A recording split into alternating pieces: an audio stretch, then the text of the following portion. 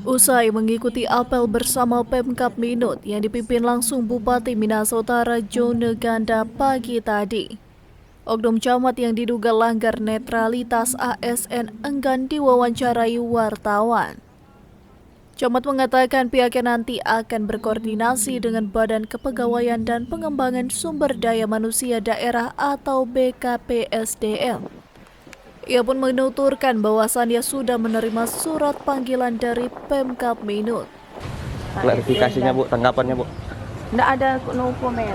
Yang video viral Nanti itu Bu. koordinasi camat akan koordinasi dengan sudah panggil ASD BKD dengan tinggal menunggu.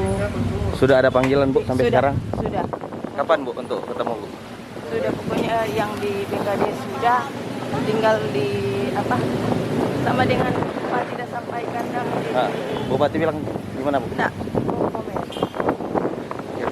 Kalau Bawaslu ada panggilan Bu? Tinggal panggil Bawaslu. Tapi yang disampaikan itu masih sesuai aturan Bu? Netralitas ASN? Diketahui belum lama ini beredar video viral di media sosial oknum camat di Kabupaten Minahasa Utara yang mengeluarkan kata ajakan untuk mendukung salah satu partai politik dan memilih oknum calon legislatif tertentu.